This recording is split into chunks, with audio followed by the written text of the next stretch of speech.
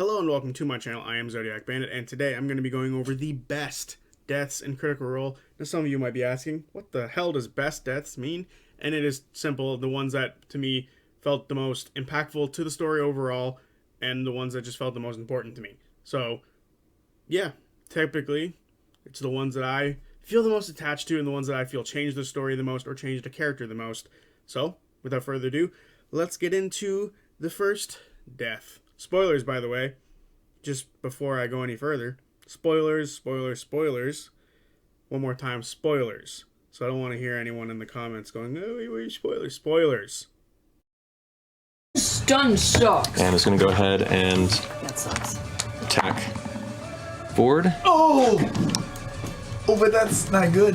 It's not a crit. Well, I only had one death save left, so yeah. As the creature has its blade in its chest, kind of staring off to the side, it gives a look towards one of the spine guys who had climbed over the edge.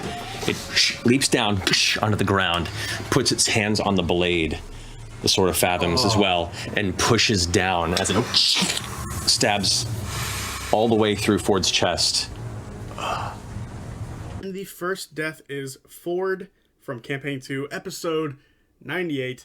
And this death is impactful to me because Ford is my favorite Critical Role character, so seeing him die like this is insane, especially because they were caught off guard on their ship, which they felt relatively safe on, and it was a reminder that Uk'otoa was still damn well a threat and could come at them at any point in time as long as they were on the sea. And yeah, this one came while they were all sleeping and resting, and he had a dream for the first time in ages, and then woke up with a hot sting in his chest, which he looked up and saw a sword, which used to be his, sticking out of his chest, and then a whole fight ensued, and then it went down south real bad.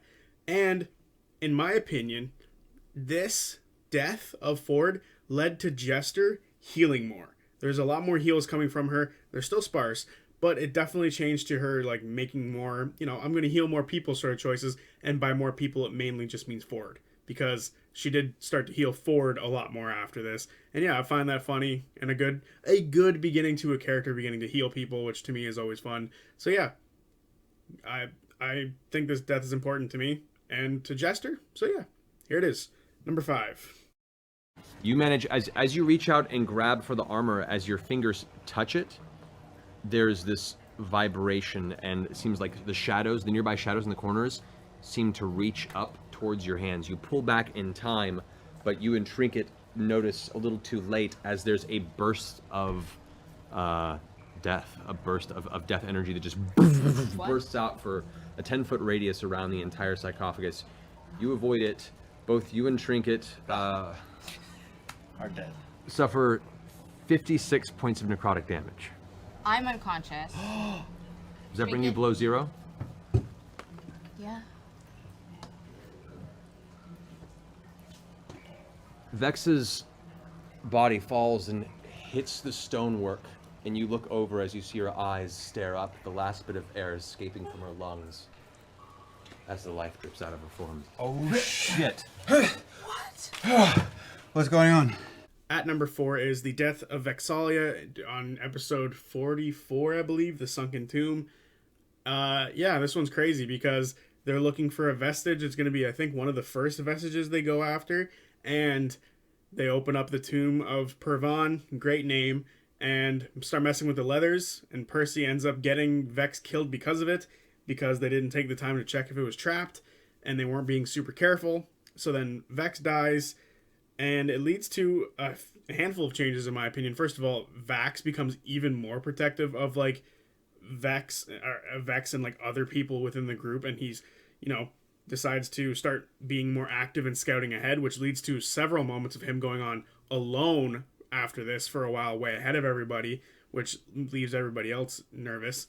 And then it also, in my opinion, is like the beginning of sort of Percy's sort of true feelings for Vex'ahlia coming out. Up to this point, there's been like a few hints to it, but after this point is where it truly starts to come out more and more, and he becomes more protective of her as well, and it creates a sort of tension between Percy and Vax, to where there's like a bit of distrust from Vax to Percy. That's why he follows him a lot, in my opinion. Like, Percy starts to go off and do things by himself, and then Vax follows, and then vice versa. It ends up happening quite a bit as time goes on.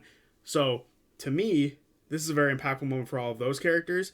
And it's, starting to be where they start to pick up being a bit more cautious while walking around in these tombs, which every party should do. Be more cautious or your DM will fucking kill you. Well, this is not a crit, so you take 2 failed death saves. As she's falling back in the air from that second strike, she immediately takes the second blade and jams it up through her back, which pierces out of the sternum.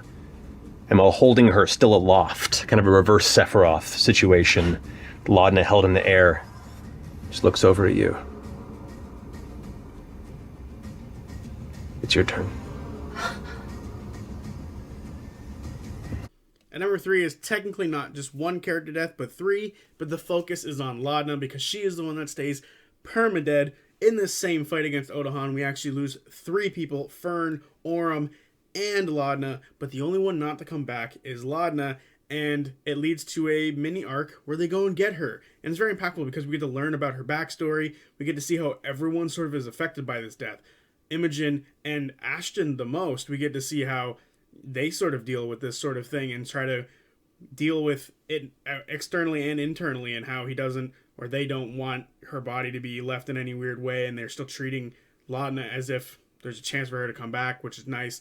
And then they go into that sort of in her mind and into her vision quest and potentially deal with Delilah. We're still not sure yet. And it's just a really fun set of events that come from this death, and a handful of character growths that yet again push Ashton closer to everybody, unlike what they initially wanted, as they just kind of wanted to work together and make some money. But now Ashton is even more connected to everybody because of his feelings about how this went down and how protective they are after this sort of thing happens, which to me is always a nice thing to see, how a character sort of turns around, and not necessarily turn around because they were always secretly like this, but now it's way more out in the open, and I think that's a lot of fun. And you turn the corner, Grog, and you see Vax holding the still body of Scanlan just dangling out of his arms. No. No! No! Fix him! Fix him! It's Dr. Rocket. You're a child. Will somebody do something? We have to take him home. We have to get him out of here. Well, we've got all these people with magic. You've all got magic spells. You just brought him back. Fix him! Mike looks at Kima. Can you do anything?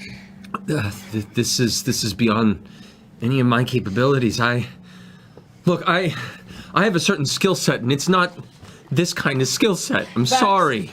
Back to the Raven Queen. And then number 2 is, in my opinion, the most iconic Grog line in all of Campaign 1.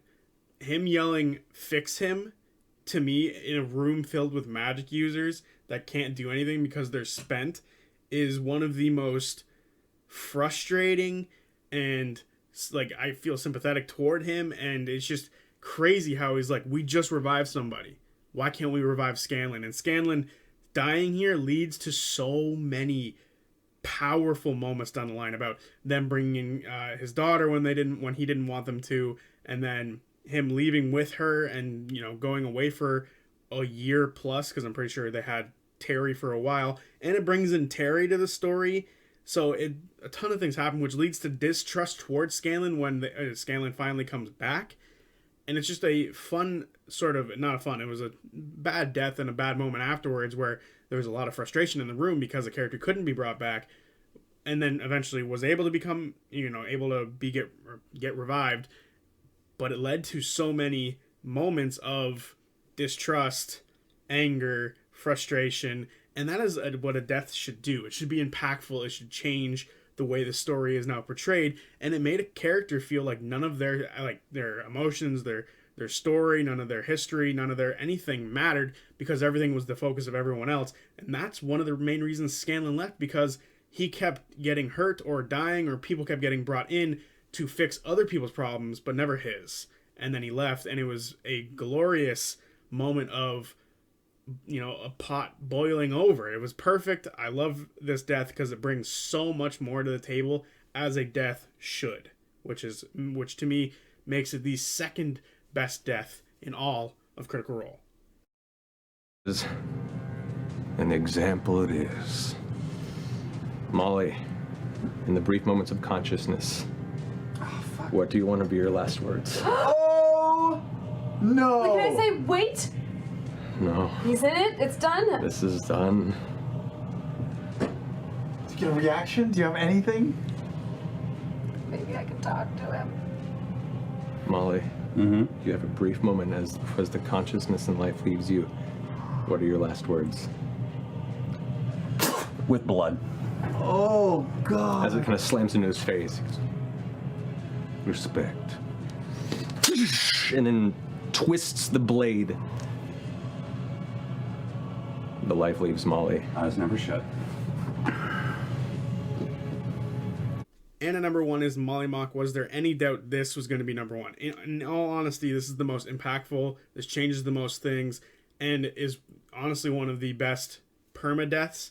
The other 2 permadeaths are Vax, which was a chosen permadeath as a sort of champion of the Raven Queen, and the other one is Bertrand Bell, which was a mildly scripted permadeath. So this one is like the only true permadeath where a character dies and just stays that way, because the soul that comes back into Molly's body is Lucian and then Kingsley, 2 different characters. So Molly is still, to this day, dead. And it's led to so many amazing things. First of all, it added Caduceus to the group, which is the best thing that could have ever happened to the Mighty Nine, because they sorely needed somebody who was actually healing Jester. And he was just a good fit. He became like a father or an older brother of the group and made them go up a much less morally gray line and sort of leaning them toward the light a lot more. And it started making the group sort of click together more. They came together as a family now, because now someone died in their name, and they all sort of started to meld together better, and they began planning a lot more. After this point, there was plans and working together and coordination for actually making sure they were ready for fights. It would happen a lot. The best example being in the last arc, where they mess up the Tomb Takers right before like they meet them in one of the Aeorian ruins. It was a perfect execution, and I do believe this plan of attack on the Iron Shepherds going so badly, leading to someone's death, led to the Mighty Nine being the most planned out group when it came to fighting people. And it's true, they planned out a lot of things, in my opinion, the best across all of the campaigns as of thus far. Something that I do believe the Bell's Hells need to take a note from, because they scare me with how often they fight people without a plan. Back a couple episodes ago when we had a orgy plan. Yeah. Anyway, this death is impactful for a lot of reasons, like I just said before, and that is why it is my favorite death. Favorite death? That's a weird way to put it. It's the number 1 death, the most impactful death of Critical Role. And there you have it, the most impactful deaths in Critical Role. Let me know what your most impactful deaths are. I know lots of people are going to put Vax up here, but I'm not a big fan of that choice. I feel like there was a couple other options you could have taken. And there's a handful of other deaths that are also very important that happened throughout all of it. Like, there was tons of death during the Chroma Conclave arc. So, yeah, I'm certain somebody else has a different list. So I'd love to hear them down below. Make sure you, if you're new here, subscribe.